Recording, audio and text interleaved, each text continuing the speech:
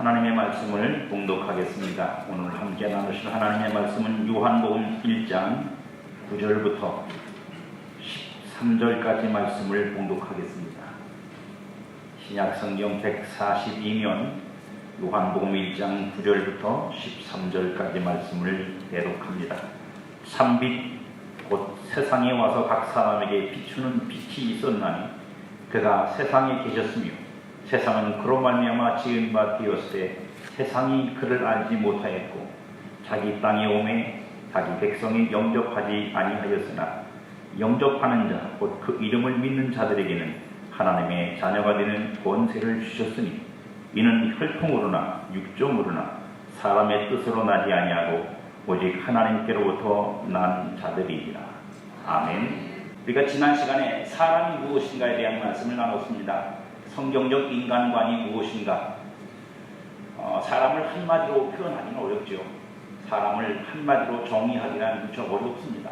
그만큼 사람은 다양한 모습을 가지고 있고 또 그것도 육신만이 아니고 영육간에 우리가 인간을 생각해 보면 절대로 한 줄로 인간을 평할 수는 없습니다.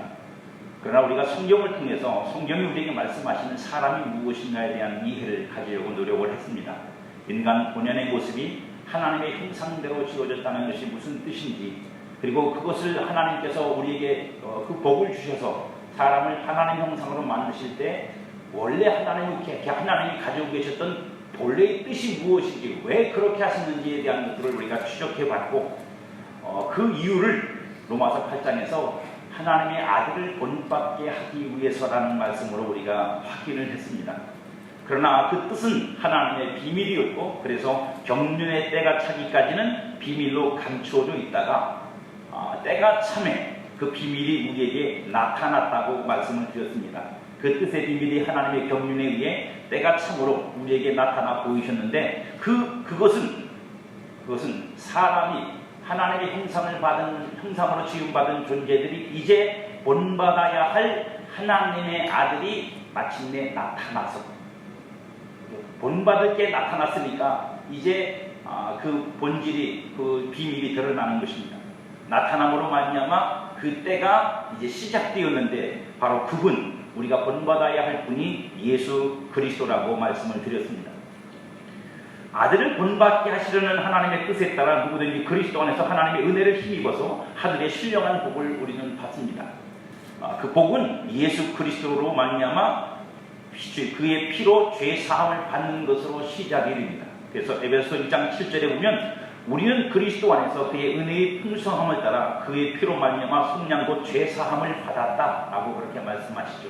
그것이 우리가 하늘의 신령한 복으로 입혀지는 데 있어서 아주 중요한 일이고, 그로 말미암아서 우리가 하나님께서 그 아들을 본받게 하시는 인간을 향하신 하나님의 목적이 이제 다시 새롭게 죄로 말미암아 타락하고 부패했던 인간들이 다시 새롭게 그 하나님의 창조의 목적을 향해 나아가도록 하시는 시작이 바로 거기에 있는 것입니다.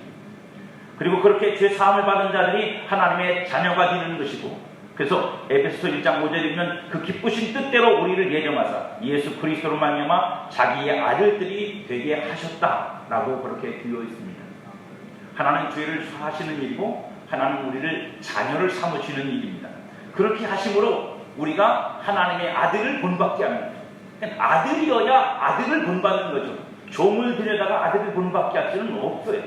신분이 같아야 되는데 신분은 같아도 그죠? 본질이 다르니까 그죠? 더 훌륭하고 더 높고 더 고귀하고 더 하나님의 형상에 가까우니까 그것을 본받아 닮아가는 것입니다.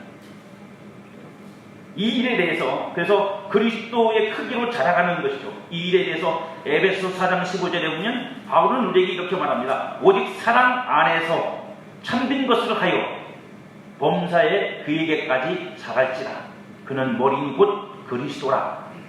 자녀가 된다고 끝나는 것이 아니라 자녀가 된 후에는 온전한 자녀의 모양이신 그리스도 예수를 닮아서 자라가는 것이 하나님이 우리를 그 형상으로 만드신 뜻이고, 그것이 그저 감추어 있어서 우리가 인생이 무엇인지, 왜 우리가 태어나서 이 인생을 살아야 되는지, 이 고달픈 인생의 긴 시간을 우리가 어떻게 살아가야 되는지를 알지 못하고 살다가 이제 하나님의 아들이신 예수 그리스도가 나타나셔서 우리에게 아들을 보이심으로, 그리고 그 아들을 통해서 우리가 하나님의 자녀가 되는 은혜를 입음으로 말미암아 하나님이 우리를 왜 하나님 형상으로 만드셨고, 그리고 아들을 본받게 하는 삶을 살게 하셨는지, 그리고 그것이 무엇인지를 비로소 우리가 깨닫게 되었다는 것입니다. 그래서 바울은 이것을 때가 찬 경륜이라고 말한다고 말씀을 드렸습니다.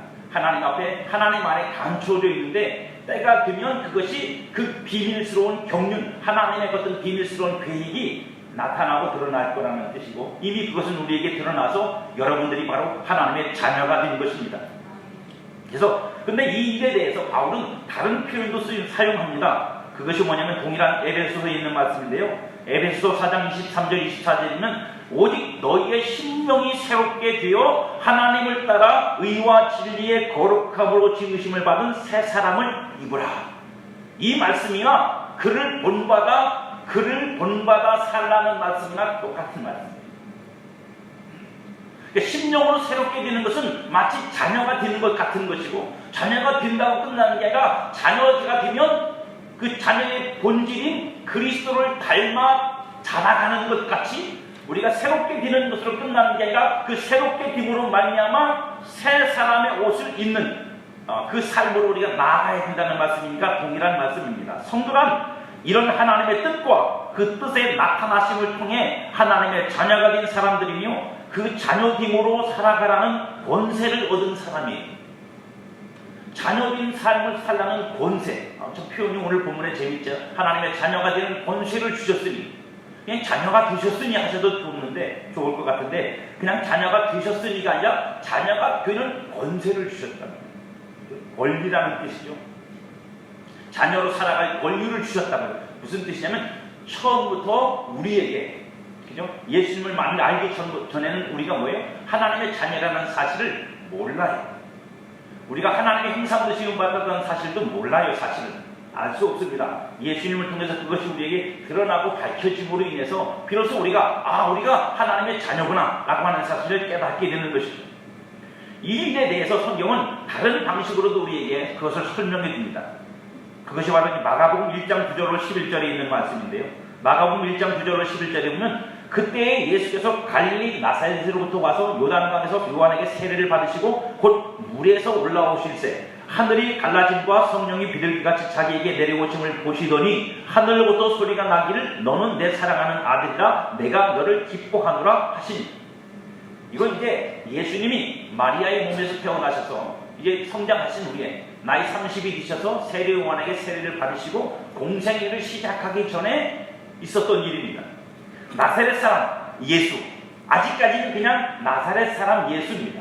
그의 부모도 이 예수가 어떤 존재인지를 모릅니다.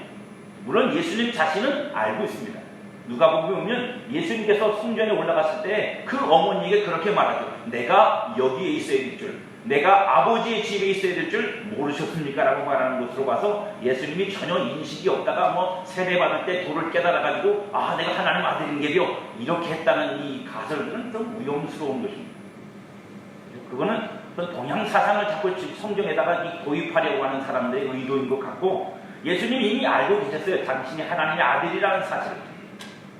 근데 그것이 하나님에 의해서 증거되고 선포되어서 이제 마침내 그 하나님의 아들로서 사실에 육신을 입고 그 아들로서의 삶을 시작하시는 것입니다.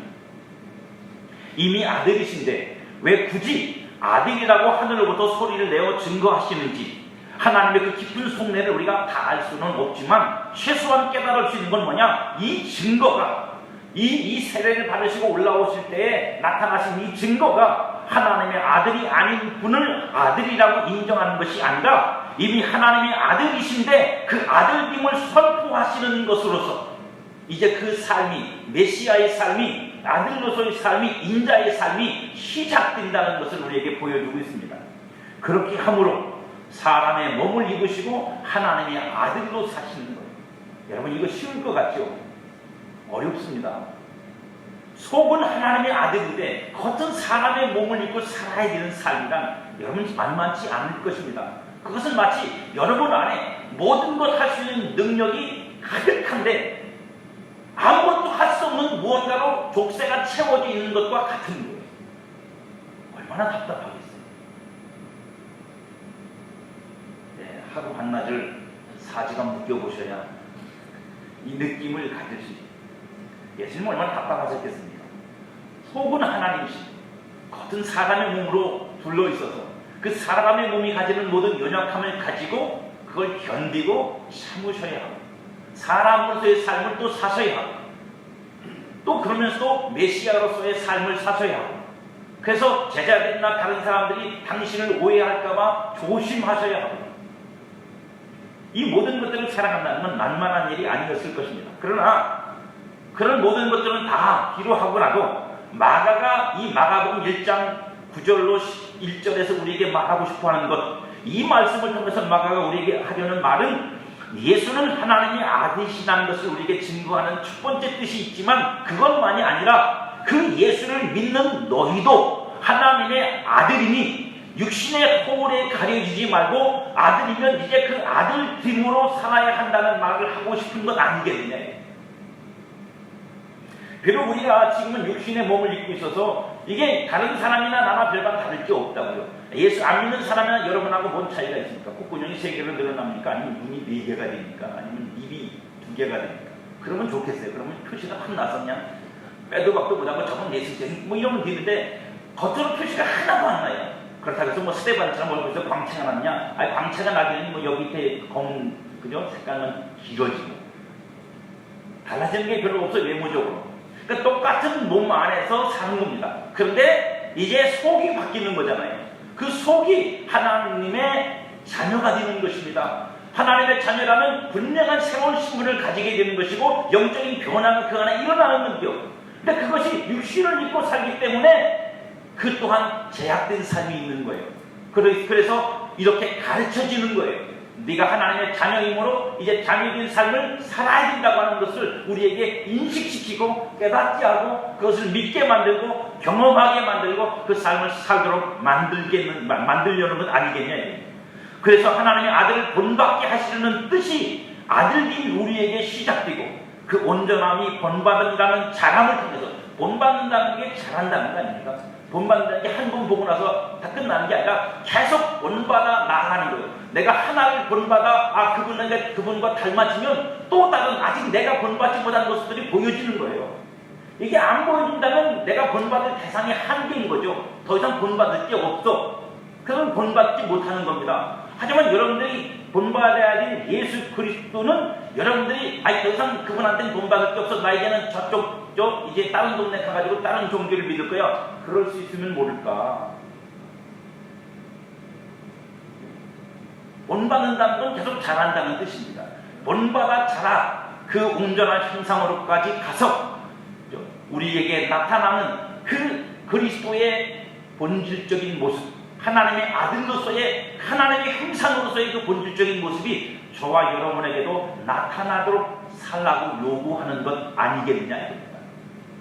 문제는 하나님의 그 뜻이 분명하고 이제 그 아들을 통해 우리를 아들이 되게 하시고 그 아들의 온전한 형상을 본받게 하시는 일에 하나님이 지극히 크신 능력으로 역사를 하시며 우리를 자라게 하신다고 해도 실상 이 일의 수혜자인 저와 여러분, 그 일을 직접 경험하고 삶으로 살아내야 될 저와 여러분이 우리가 내가 누군지에 대한 제 값을 모르거나 아니면 그 값대로 살지 못하고 자기의 본질을 잃어버린 채 육신으로만 살아가는 자아를 상실하고 방황하며 살아가고 있는 것이 오늘 우리의 현실 아니겠느냐.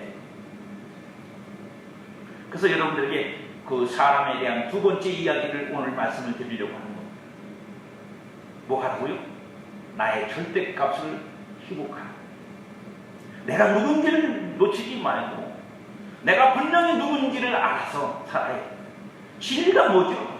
여러분 진리를 가장 쉽게 표현할 수 있는 게 한 가지가 있어요. 진리가 뭡니까? 진리는 변하지 않는 것이에요. 무슨 일이 있어도 안 변해야 돼요. 그게 진리입니다. 최소한. 그것이 바로 절대값이에요. 변하지 않는 거예요. 여러분들이 사장일 때나 종업원일 때나 변하지 않는 거, 돈이 많을 때나 돈이 없을 때나 변하지 않는 거, 여러분들이 높은 사람이 되든지 아니면 뭐 춘부가 되든지 변하지 않는 거, 이게 우리에게 있고 이걸 우리가 발견해야 돼요. 그것이 여러분들이 여러분 평생을 붙잡고 살아야 될 여러분의 절대값이라. 사람의 존엄함이 사라진 지는 오래죠. 요즘에는 뭐 개만도 못한 사람이 됐습니다. 폄하하는 말이 아니라 현실이 그래요. 각기 자기만의 제각도 잃은 채 얼마든지 대체 가능한 존재로 살아가는 게 인생 아닙니까?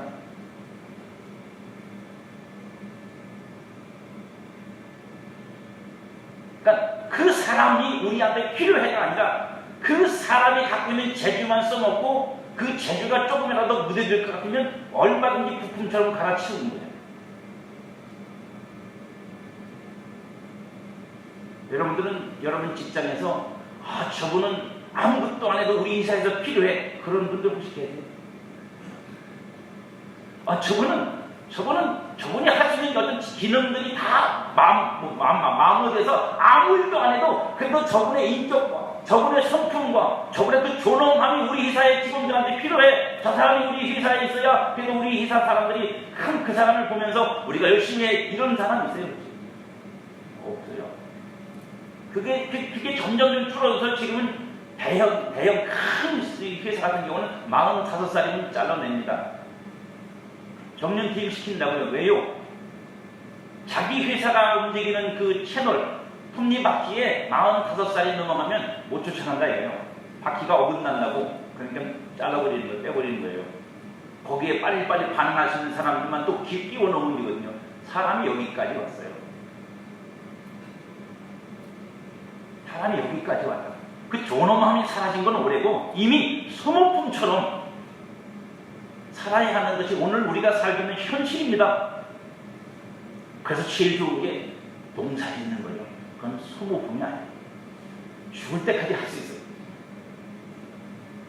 근데 힘들어요.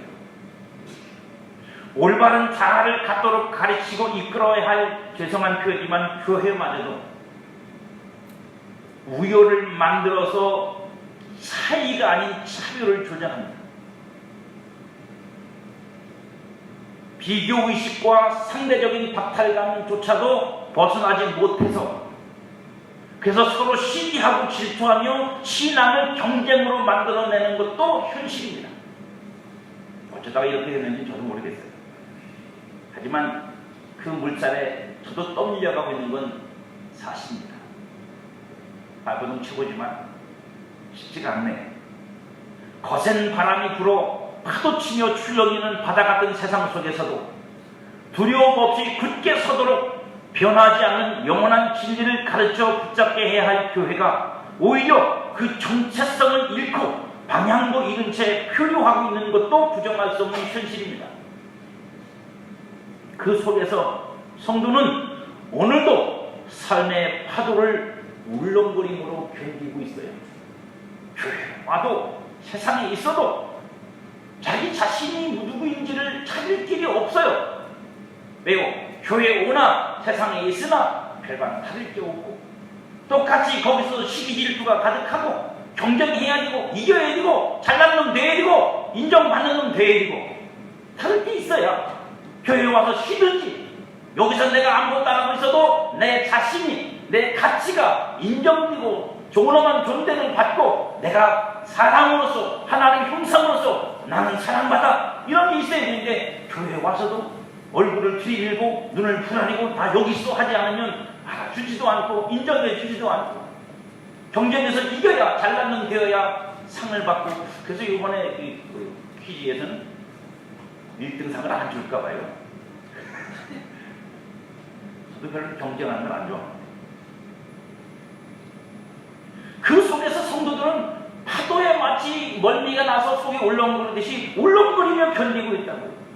표현하지 않으면 더 이상 견딜 수 없는 내 안에 이물들을 간직한 채 핏기 없는 얼굴로 오늘을 견디고 있는 것이 사실 성도들입니다. 말로는 천성을 향해 가는 성도라고 외치고 좁은 문으로 난 협착한 길을 가는 것이 생명의 길이라고 믿고 지금 내가 그 길을 가고 있다고 여기지만 불쑥불쑥 나는 누구인가? 나는 지금 올바로 가고 있는가 하는 질문의 칼날이 마음을 가를 때면 숨이 턱에 걸치고 심장은 멎은 듯 죽음의 위협이 온몸을 엄습해옵니다.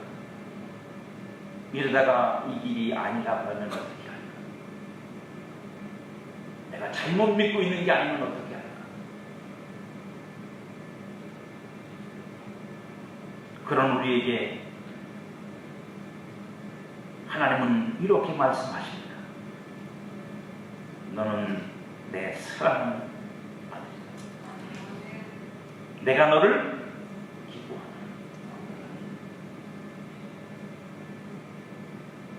오늘 본문에서 요한은 우리에게 그 아들님에 대해서 설명할 때 이렇게 말합니다.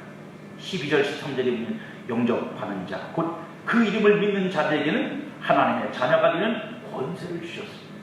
이는 혈통으로나 육종으로나 사람의 뜻으로 나지 아니하고 오직 하나님께로부터 난 자들입니다. 여러분 13절에 한번 주목해 보세요.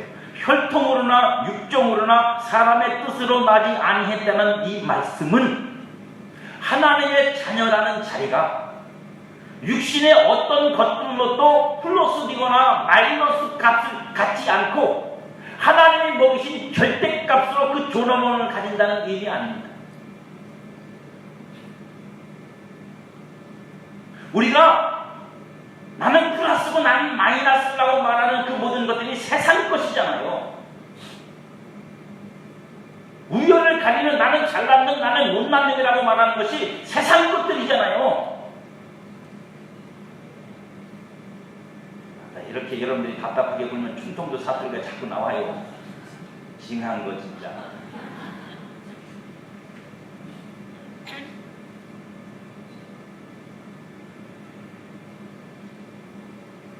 그렇지 않아요?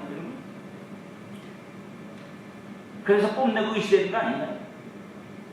아니면 여러분들은 뭐 특별히 하나님의 자녀 중에서도 특별히 또 뭐 서열 2위야? 뭐 예수님 다음이 납니까? 그래서 뽐내는 거예요? 아니요, 그런 성도는 없어요. 다 세상 것 가지고. 근데 하나님이 우리를 자녀 삼으실 때 혈통으로나 육적으로나 어떤 것으로 우리를 자녀 삼지 않았다는 것, 하나님께로부터 났다는 말의 의미가 뭐 신령한 의미도 있지만 가장 쉽게 생각하면 세상 어떤 것도 하나님의 자녀들인데 조건도 없고 자격도 없고 거기에 플러스가 될 수 있는 것도 마이너스 되는 것도 아무것도 없다는 거예요. 그게 뭐예요? 그게 절대값이에요.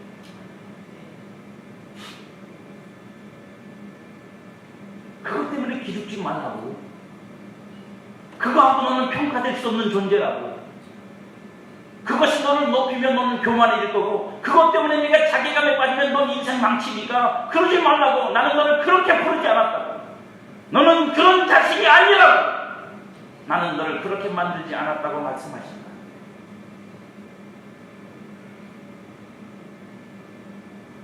요한이 말하려는 것이 그 존엄함이 하나님의 아들 예수 그리스도를 통해서 각 사람에게 비추는 빛을 받음으로 마침내 얻어지고 깨달아지고 사라지는 것 아니냐는 말을 하려는 것입니다. 간혹 보면 또 이 옛날 국민학교 소학교를 안 나오신 분들이 있어서 말을 조심해야 되는데 보통 소학교 정도, 소학교 정도만 나오면 절대값이라는 것이 뭔지는 아실 거예요. 절대값이 뭔지 혹시 아십니까? 수학계이에요, 수학계.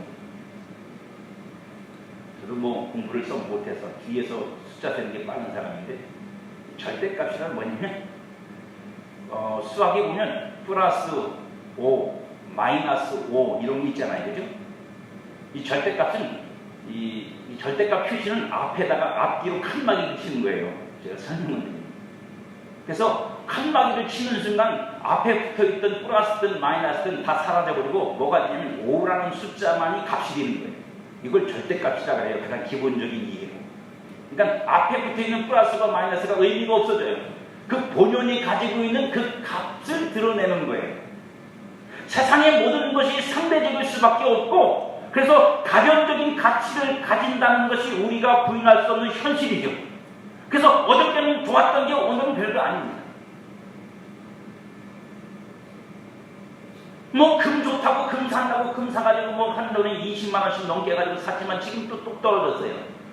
기름값도 얼마 전에는 그 경유 뭐 차 놓으면은 뭐 1,300원 넘어 1,400원 가까이 갔지만 지금 또 1,200원대로 떨어졌어요.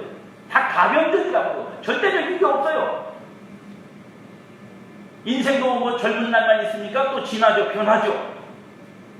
인생이 변하면서 값도 변하죠. 젊을 때는 그저 이게 최고인 줄 알았는데 나이가 들면서 그게 아니고 또 다른 게 최고가 되는 거고. 그러니까 인생은 이렇게 다 가변적입니다. 상대적이고. 그래서 우연이 있고 상대적 빈곤이 있고 원하지 않아도 빚이 될 수밖에 없는 삶이라는 것도 현실이지만 그 가운데에서 절대로 변할 수 없는 것. 앞에 붙은 플러스나 마이너스를 떼어내고도 존재하는 나. 여러분들은 그걸 찾으십니다. 여러분 자신에게서 그 값을 보셨냐고. 그래서 나는 이 세상이 어떠하든지 간에 나는 나야. 예수 그리스도 안에서. 그러면 살아날 용기를 얻으셨죠. 그게 절대값입니다. 요한은 그 나를 하나님의 자녀, 곧 하나님의 아들이라고 칭하고 있는 것입니다. 창세전에 하나님이 그리스도 안에서 아들을 본받게 하시려고 선택하고 예정해서 당신의 형상을 따라 지은 사람의 절대값이 하나님의 아들이라는 말입니다. 성도는 그 값을 예수 안에서 얻은 자입니다. 또한 그 값을 알지 못하는 수많은 우리의 이웃들에게 그 값을 알도록 하기 위해서 그 빛을 비추는 자예요. 그리고 이제 그 값을 알았으니 그 제 값을 하며 살려고 노력하는 자예요. 그래서 그걸 묻는 거예요. 그 유명한 말이 제 값을 하고 있느냐. 짜장면 먹은 사람은 짜장면 값을 해야 될까? 제가 여러분한테 말씀드렸죠. 어느 날 목사님들이 모임이 있었는데 그 밥을 먹으면서 식사기를 목사님한테 대대로 시켰는데 목사님 뭐라고 했더니 주여 이 귀한 음식을 먹고 죽도록 충성하게 하옵소서. 그래서 제가 속으로 세상에 이거 탕 하나 먹고 나보고 죽으라는 얘기냐. 먹고 싶지가 않더라고요. 그래 하다못해 뭐 회를 주든지 아니면 무슨 뭐 몇십만 원짜리 음식을 사주고 죽으라 그래야지. 이거 뭐 미천원 안 되는 탕을 놓고서 이거 먹고 죽으라 그러니 입맛이 갑자기 뚝 떨어졌어요.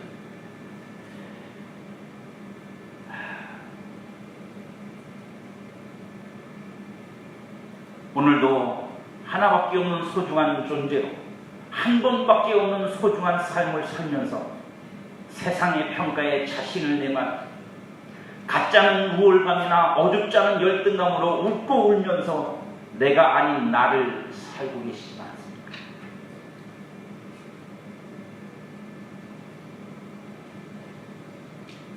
나 하나도 부족해서 나라도 가정도 교회도 남편도 아내도 자식도 부모도 다 그렇게 비교해서 먹여진 값으로 불평하고 원망하고 무엇이 제 값인 줄 모른 채 살기를 언제까지 해야 될까?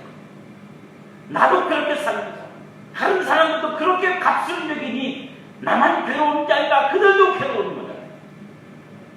내가 내 값을 먹일 줄 모르니 다른 사람 값도 먹일 줄 모르는 거 아닙니까? 저는 이걸 이렇게 표현하고 싶어요. 좀 거칠 표현이지만 죄송합니다. 언제까지 여러분 자신을 팔아먹는 인생을 살 겁니까? 여러분 인생을 살아야죠. 허비하지 말고 팔아먹지 말고 세상 가치에 팔아먹지 말고 그래야 여러분들이 제 값으로 여러분 인생을 사는 거 아닙니까? 삶의 번태로움과 신앙의 실증에 빠져서 의미 없는 듯 하루하루를 견디며 내 자신의 무능함으로 내 자신에게조차도 실망스러울 때 여러분의 가슴 깊은 곳에서 영혼을 깨우는 소리, 너는 내 사랑하는 아들이다. 내가 너를 기뻐하노라. 이 음성이 들려지기를 축복합니다. 내가 누군지 무엇으로 살아야 하는지를 알게 하는 그 절대값은 하나님의 그 음성을 듣는 그 순간 여러분 안에서 부인할 수 없는 외침이요, 선포요, 증거요, 확인이요, 여러분들로 살게 만드는 동력이 될 것입니다.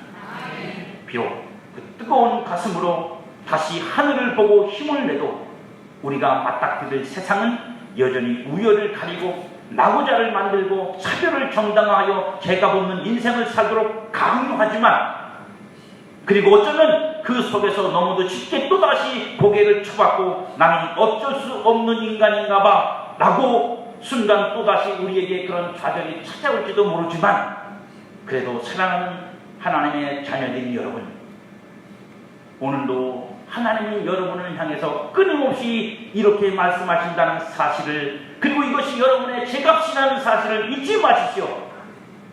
너는 내 사랑하는 아들이다. 너는 내가 기뻐하는 자다. 내가 너를 싫어버리지 아니하고 너를 선택한 것을 후회치 아니하노라. 너는 내